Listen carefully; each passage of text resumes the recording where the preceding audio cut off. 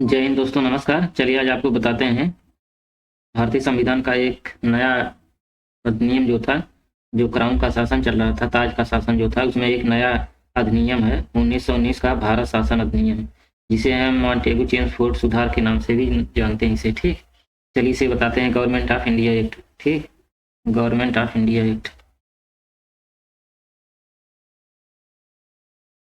Government of India act मतलब India act 1919, मतलब भारत शासन अधिनियम,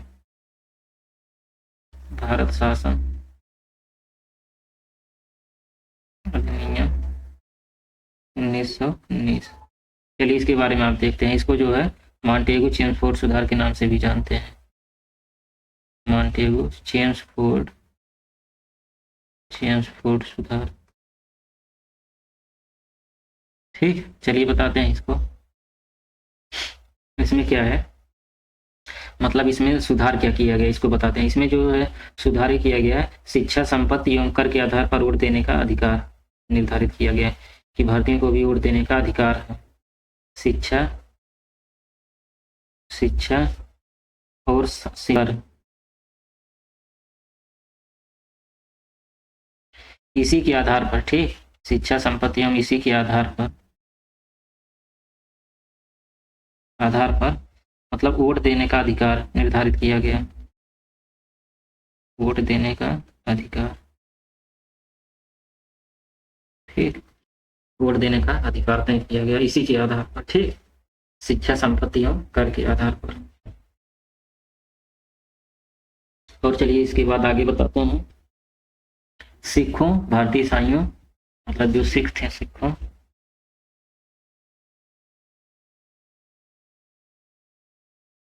सिखों और जो है भारतीय ईसाइयों, सिखों, भारतीय ईसाइयों और आंध्र भारतीयों को जो सांप्रदायिक निर्वाचन का विस्तार किया गया है। सांप्रदायिक निर्वाचन हमने जो है पिछले वीडियो में अच्छे से बता दिया है। इसके लिए क्यों, आंग्ल भारतीयों का जो है अलग था, उसके बाद अल्पसंख्यकों के लिए अलग था, दलित हिंदुओं के लिए अलग जो था व्यवस्था, सबके लिए अलग अलग व्यवस्था बनाया गया था।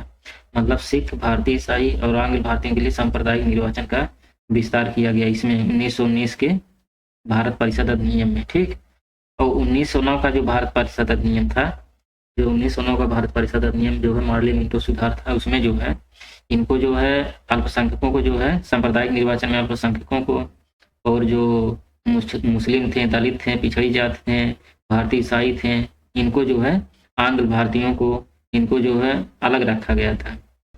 प्रत्यक्ष निर्वाचन द्वारा जो प्रांतों में उत्तरदायी सरकार की स्थापना की गई। प्रत्यक्ष निर्वाचन द्वारा,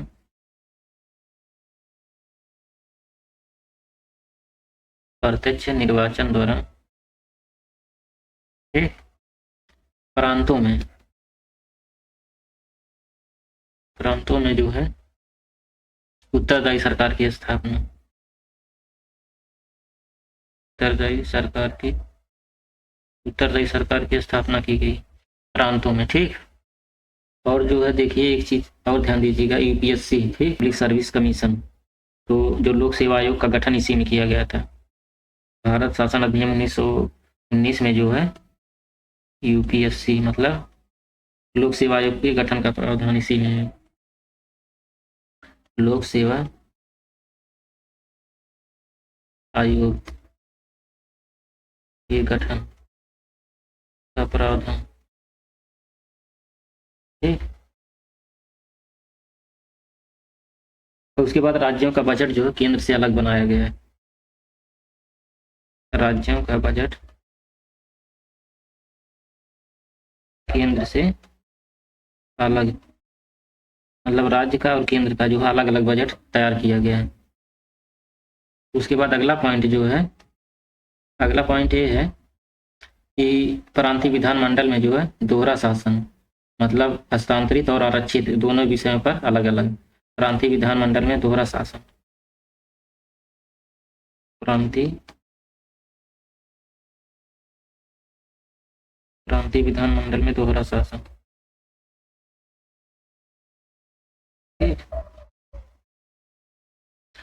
उसके बाद आगे चलिए देखते हैं। इसमें जो है विधायिका की सहायता के लिए, विधायिका की सहायता से नियम बनाता था जो गवर्नर जो था, ठीक। गवर्नर जो है किसी भी विषय पर, जिन विषयों पर जो है नियम कानून बनाना होता था, वह विधायिका की सहायता से नियम कानून बनाता था। गवर्नर है, ठीक। गवर्नर जो विधायिका की सहायता से, ठीक, विधायिका की सहायता से जो है नियम बनाता था। और आरक्षित विषयों के संबंध में शक्तियां जो है गवर्नर के पास ही थी, जो आरक्षित विषय थे, जो आरक्षित विषय थे,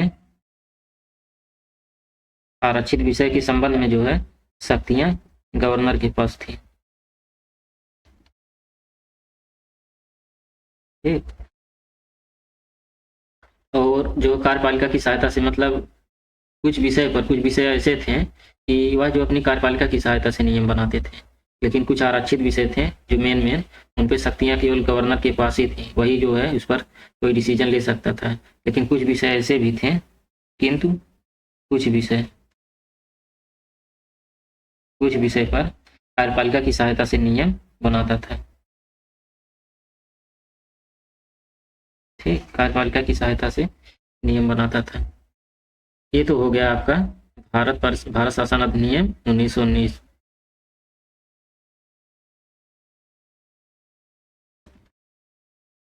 भारत शासन अधिनियम,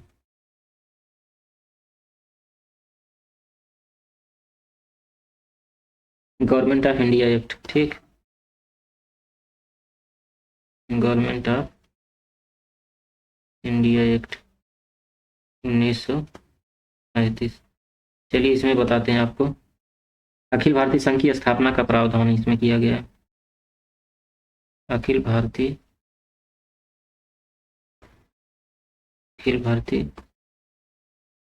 संघ की स्थापना का प्रावधान, ठीक। 1935 के भारत शासन अधिनियम में जो है अखिल भारतीय संघ की स्थापना का प्रावधान किया गया है, ठीक। और उसके बाद जो है केंद्र और राज्य के बीच शक्तियों का विभाजन किया गया लिखित रूप से। इसके पीछे जो, इसके पहले जो मौखिक रूप से था, लेकिन यहाँ लिखित रूप से, ठीक। ध्यान दीजिएगा, लिखित रूप से, मतलब लिखित रूप से केंद्र और राज्य के मध्य, केंद्र और राज्य शक्ति विभाजन किया गया,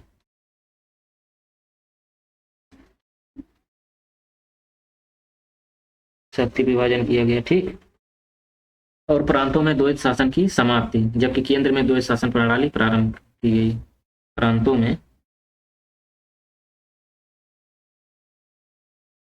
में द्वैत शासन की समाप्ति, द्वैत शासन की समाप्ति। और जबकि जो, मतलब प्रांत में तो द्वैत शासन समाप्त कर दिए गए, लेकिन केंद्र में जो है द्वैत शासन प्रणाली प्रारंभ की गई, जबकि केंद्र में, ठीक, केंद्र में द्वैत शासन प्रारंभ की गई, ठीक। उसके बाद चलिए आगे देखते हैं। प्रांतों में उत्तरदायी सरकार की स्थापना की गई। यहाँ प्रांतों में उत्तरदायी सरकार की, उत्तरदायी सरकार इसकी स्थापना की गई। और प्रांतों में द्विसदनी विधायिका भी थी, द्विसदनी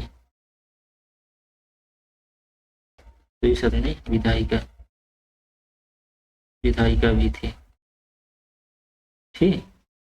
ये तो था आपका 1935 का भारत शासन अधिनियम, ठीक। इसके बाद जो है आ जाता है आपका भारत शासन अधिनियम 1947, जो कि सबसे आखिरी और लास्ट है यही, जो इसके बाद जो संविधान का निर्माण किया जाता है, ठीक। तो वीडियो लंबा हो जाएगा, या चलिए वैसे बता देते हैं शॉर्टकट में।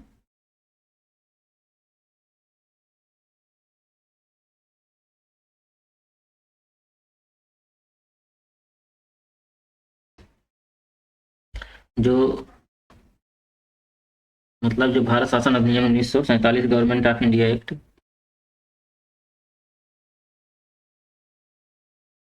Of India act, government of India act 1947 जो है भारत शासन अधिनियम, इसमें वायसराय का, जबकि केंद्र राज्य के गवर्नर को राज्य का संवैधानिक प्रमुख घोषित किया गया।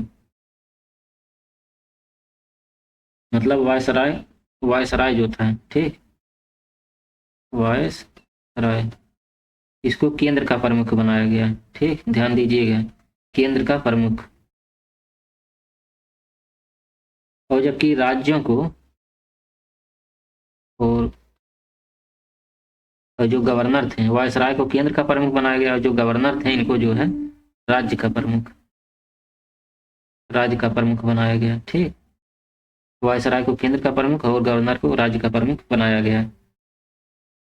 और संवैधानिक प्रमुख जो है मंत्रिपरिषद की सहायता से एवं सलाह के अनुसार कार्य करेंगे। जो संवैधानिक प्रमुख मंत्रिपरिषद है की सहायता एवं सलाह के अनुसार कार्य करेंगे।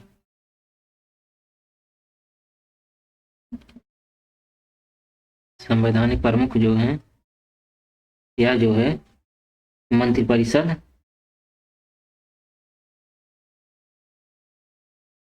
और मंत्रिपरिषद की सहायता और सलाह,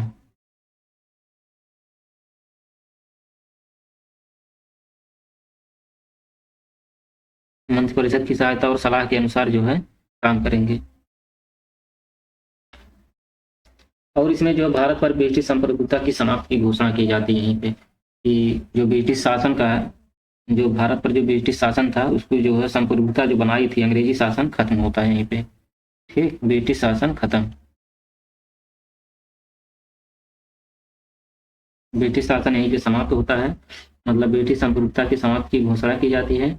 और भारत तथा पाकिस्तान नाम दो संप्रभु राज्य के गठन का प्रावधान, भारत और पाकिस्तान नामक दो संप्रभु राज्य के गठन,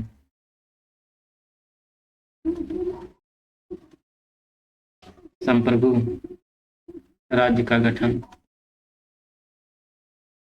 ठीक, ये तो था जो है 1947 का गवर्नमेंट ऑफ इंडिया एक्ट।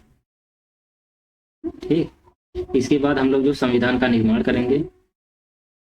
ठीक, उसके बाद जो है देखिए आज़ादी की खुशी में जो बंटवारे का गम लेकर भी आया था। ठीक, हम लोग अगर आज़ाद हुए तो एक तरफ तो आज़ाद हुए अंग्रेजों से, लेकिन दूसरी तरफ जो है बंटवारे का गम भी लेके आया।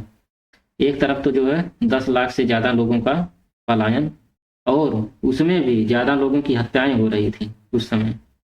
इसी परिप्रेक्ष्य में जो है हम संविधान निर्णय ले रही है कि जो उन्हें संविधान कैसा बनाना है, और वे जिन लोगों के लिए निर्णय ले रहे हैं वे सब कत्लेआम में लगे हैं। ठीक, ये तो जो है भारत की जो है दुर्दशा थी। तभी उसी में एक महान शख्स कहता है कि तुम जानो तुम्हें कैसा देश चाहिए, लेकिन मैं तो अपने नागरिकों को मरने नहीं दूंगा। तभी वह शख्स कौन था? वह गांधी ही थे, जो एक जो लकड़ी लेकर चल रहे थे, और लोग जो है उन्हें देखकर लोग शांत हो जाते थे। ठीक, चलिए दोस्तों, मिलते हैं नेक्स्ट वीडियो में संविधान निर्माण के साथ। अब यहीं से जो हम संविधान का निर्माण करेंगे, उसके बाद जो है यहीं से जो थोड़ा आर्टिकल भी देखेंगे एक एक, लेकिन अभी भी कुछ मतलब शब्द ऐसे हैं कि जिनको जो है समझना जो है जरूरी है, बीच बीच में बताते रहेंगे। चलिए मिलेंगे दोस्तों नेक्स्ट वीडियो में। जय हिंद दोस्तों, नमस्कार।